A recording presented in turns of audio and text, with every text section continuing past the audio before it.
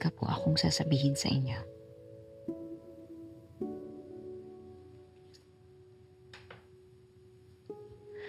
Ano yan, anak? Pagkatapos ng mahabang panahon,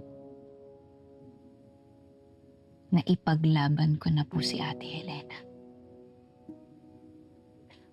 Sa wakas, naipakulong na namin si Eddie Imperial. Si Eddie. Ang gumawa ng masama sa ate mo. Opo, nakakulong na si Eddie Imperial. Mabuti nga sa kanya. Mapulok siya sa kulungan.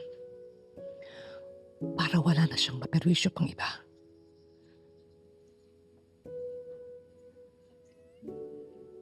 Anong sabi ng ate Helena mo?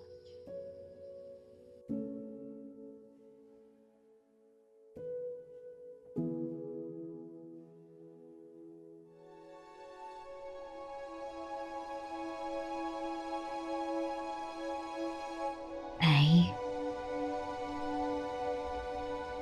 wala na po si Ate Helena. 7 taon na po siyang patay. Hindi niyo po ba naaalala?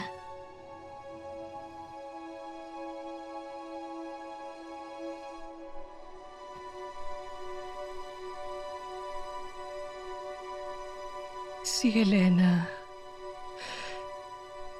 Kawawa naman yung anak ko yun. Kawawa naman yung anak ko.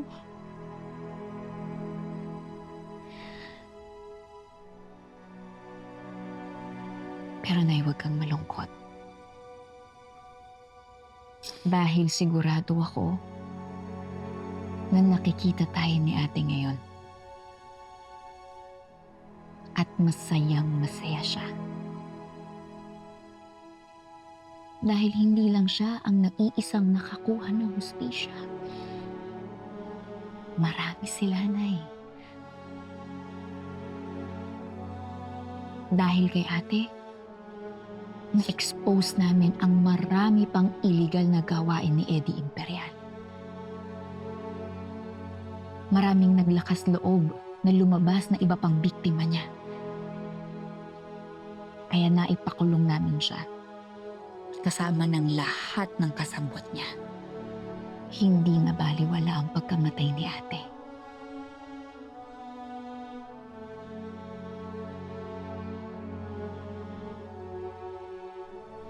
Maraming salamat. Proud po ba kayo kay Ate Helena?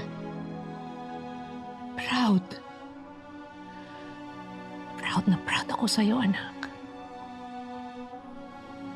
Proud ako sa'yo, Noreen.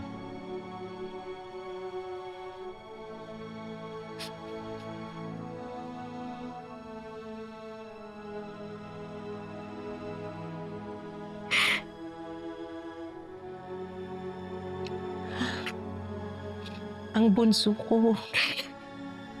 Ang Noreen ko.